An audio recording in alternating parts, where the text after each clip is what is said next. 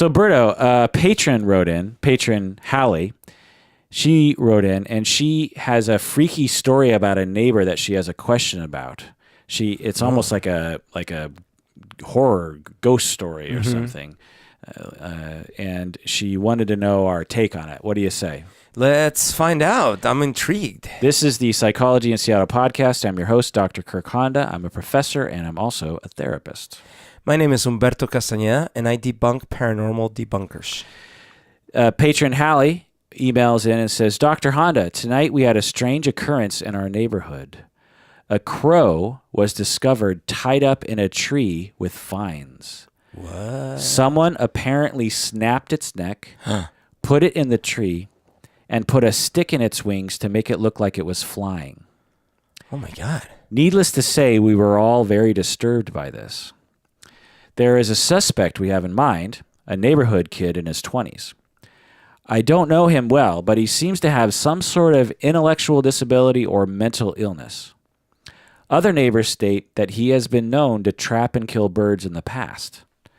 I warn neighbors to not accuse him since we have no evidence of who did this.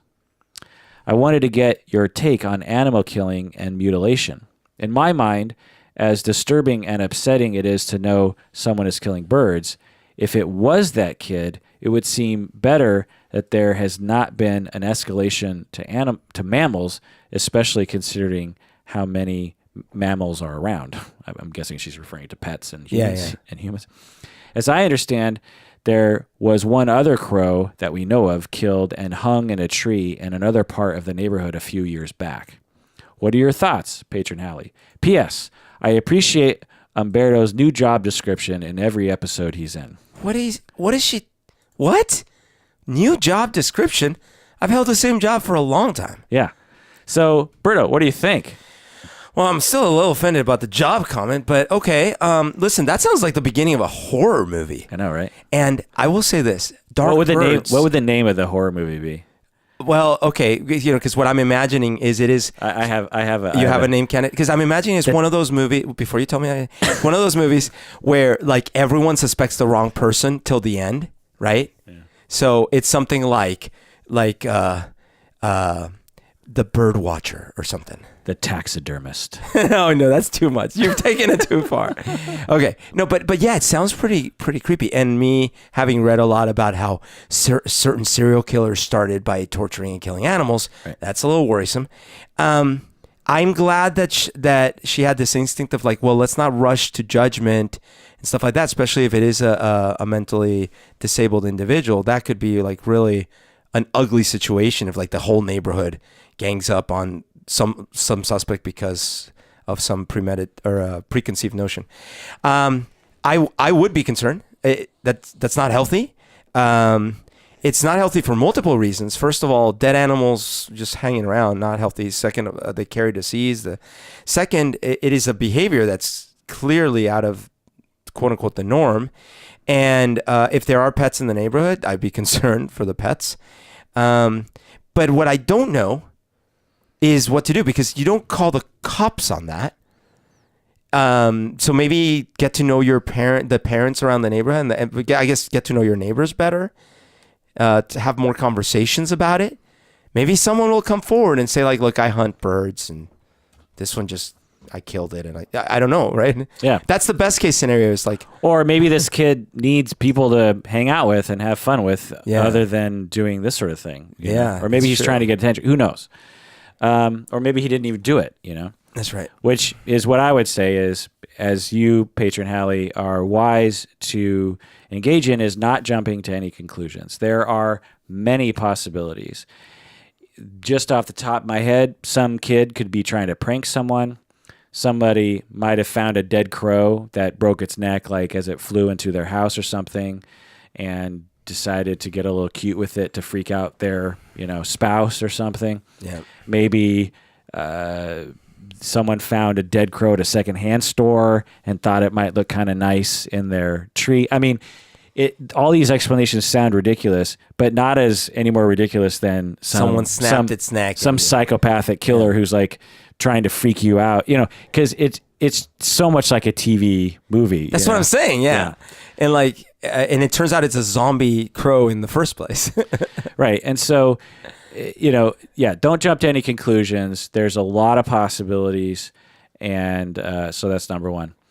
Number two, there are many stories like this in which an atypical child is targeted with accusations, and then this witch hunt begins. And so what I want to do is I want to lay out like 3 different scenarios, and this is when it comes to coping with stuff like this or trying to make a decision. Sometimes it's good to kind of devise like a list of like possibilities, because if you just sort of look at it like, we got this weird crow and you got this weird kid and we're all going to die, but cognitive therapy teaches us, let's walk through the possible scenarios and then problem solve based on those scenarios.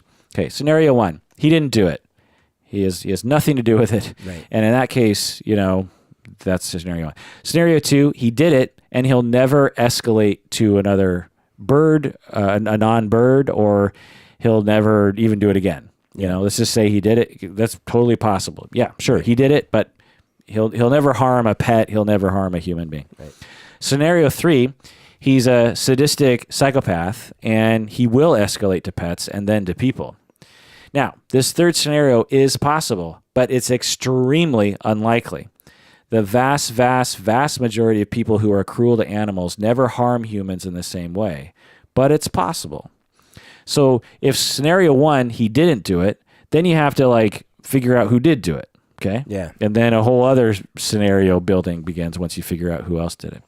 Scenario 2, he did it, but he'll never escalate is probably the most likely if he did do it. And in that case, who cares? If he kills a random bird every 3 years in your neighborhood, I don't know, you probably wouldn't care that much about it. Plus, I don't think it's illegal to kill crows in your own yard. You know what I mean? Scenario 3, he's starting with birds and he'll end with you. Well, in that case, move. I don't put security cameras, get a gun. I don't know. But the chance of that happening is so far below the chance of you getting killed on the highway on the way to work tomorrow by a crow, that it's probably not worth worrying about is the thing.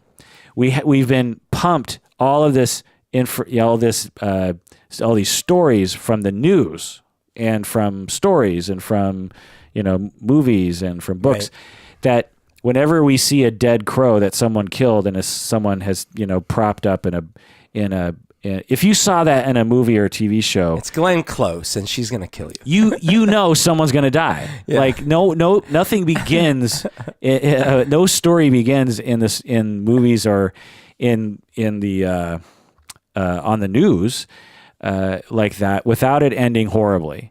But the fact is that it rarely ends horribly when it's stuff like this. There are plenty of, take it from me, I've had many clients who are cruel to animals, and they just sort of, every once in a while, they might harm a pet kind of, but they usually keep it to like spiders or ants or the occasional bird that they get their hands on. Because one, they might not have that much of a drive to harm other things. They might, psychopaths aren't sadistic. They just don't have emotion. They don't have empathy in general. But if you're a sadistic psychopath, that's actually that's a very small subset of psychopaths. Right. And they actually get pleasure from harming other beings. And so these are extremely rare people. Now, a question.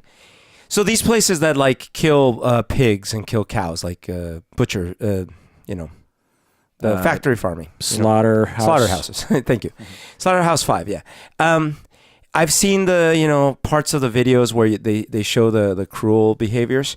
One thing I'm wondering is, how much do you think that is people with little options? They get a job and over time they desensitize and start becoming cruel, versus people gravitate to that because they already have those tendencies?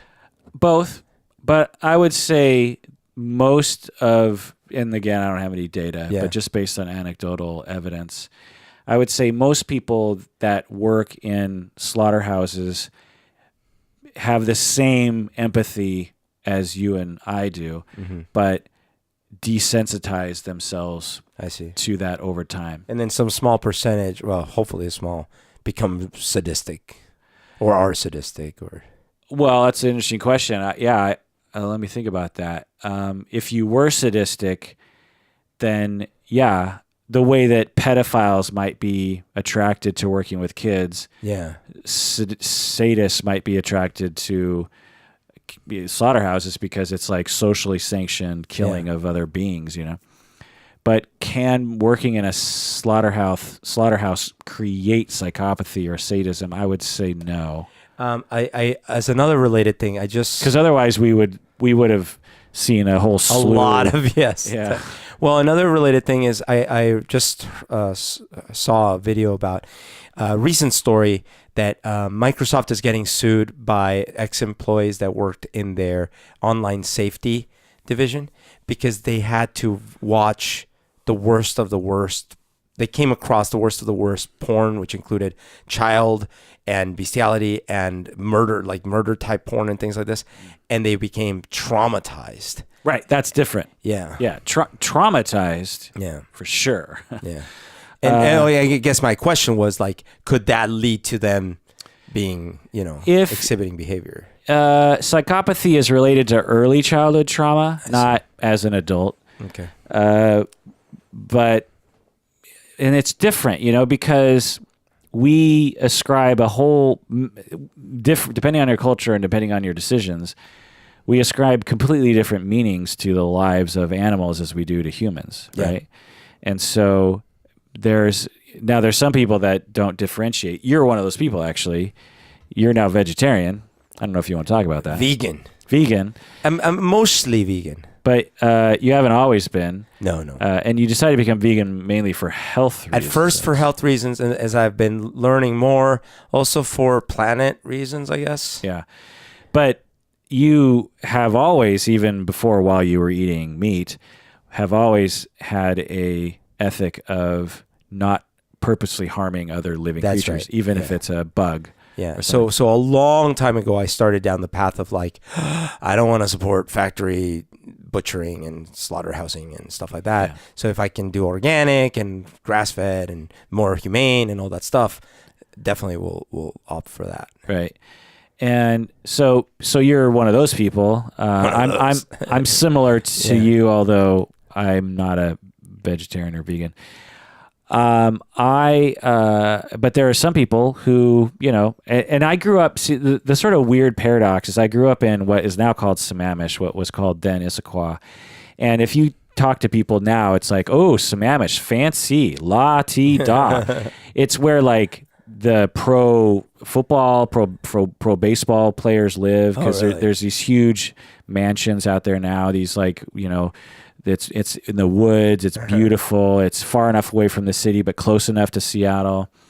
It's where all the richy riches live now. Interesting. But when I was growing up, it was anything but that. It was farms. There were right next door. There were people with horses, and regularly as a kid, I would see girls, it was always girls, riding their horses like to the store or something. Like people would ride their horses as a thing of like transportation.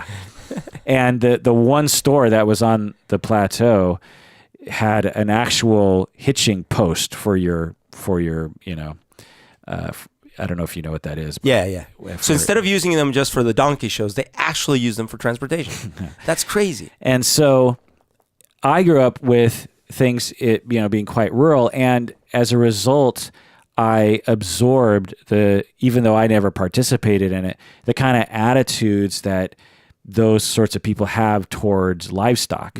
Because if you have cows and horses, and inevitably there's always like 10 stray cats kind of roaming around, and you have like 5 dogs, and you might have some goats and some pigs, and you have a completely different relationship with animals. Now, you're not sadistic towards animals. No. You might actually love those animals, but when it comes time, you slaughter them. You're comfortable with killing them to eat them. Right. Yeah. And when an animal has a problem, like a horse breaks their leg or a cat is, starting to get kind of sick, you don't have any problem just, doing the deed and putting the animal down. And so I have a thread of that enemy. Now, I could never do that and am more in your camp, but I'm very sympathetic toward people that are like that because they're often portrayed as like these awful people that, how could they treat animals that way? And for most of my life, literally most of my life, I've eaten on the shoulders of the people that can just kill animals so I could eat them. Right. So I've benefited from people that do that. Yeah. That's an intellectual thought, but most people, including myself, distance themselves from that notion and are in denial. I mean, the whole thing is like if you don't want to know how sausage is made. How's that? It's like you don't really want to know how any of your meat is made. I mean, if anyone ever, if Americans actually saw, and some people do on these documentaries, then you will very quickly become vegan, because it really shocks the system given our culture. Yeah. But it's not to say that if that doesn't shock you, there's something wrong with you. It's just the way that you're raised. It's just kind of how things are. And it is weird because it's been many, many, many years since I've seen and known about cruel treatment, but it never made me want to not eat animals. It just made me want to eat animals that were raised, quote unquote, humanely, but that were still slaughtered at some point, right? So yeah, ultimately for me, it was more like the health thing. On the other hand, what I never understood even as a kid is there were contingencies of kids, like say starting in 5th grade even, that seemed cruel. They were cruel to each other. They were cruel to animals. Like I saw, like the whole insect, like they just love stomping on bugs and things. And that was something I never understood. It's like, why are they like that? Right. But yeah. And it could have just been, them being trying to be manly or something, but it could have also been an actual what we might call sadistic tendency, a personality trait where they get tremendous pleasure from the suffering of another life. And are bullies a bit like that? No, a sadistic person can become a bully. I see, but my estimation based on statistics is that the people you encountered were not actually sadistic in the sense that I would define, that they were probably troubled and hurting and just compensating or something. Like there was a kid in my class who was, because the final point is sadism is very rare. Yeah, it's a very particular kind of thing. There was a kid in my class who was bullied by kids 2 grades, I think, above. And every time he would walk by this hallway, they would start kicking him. They would like line up on both sides of him and just kick him. And he happened to be one of the taller, bigger kids in my class. So I don't know if they picked on him because they thought he could take it or something.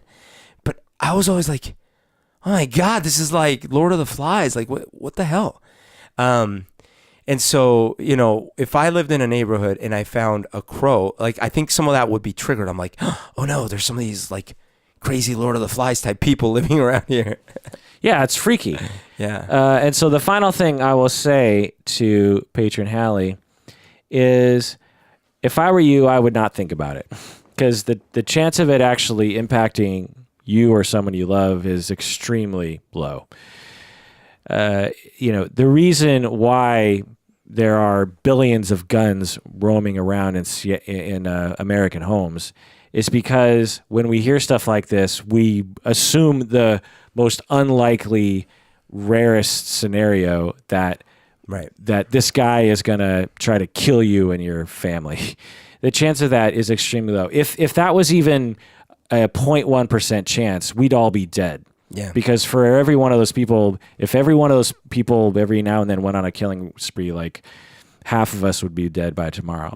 Yeah. It's killing sprees, murder, sadism towards other humans. That is actually, now, if he is a sadist and you're in his family, in all likelihood, you're impacted by that. But this guy is just like down the street, you know what I mean?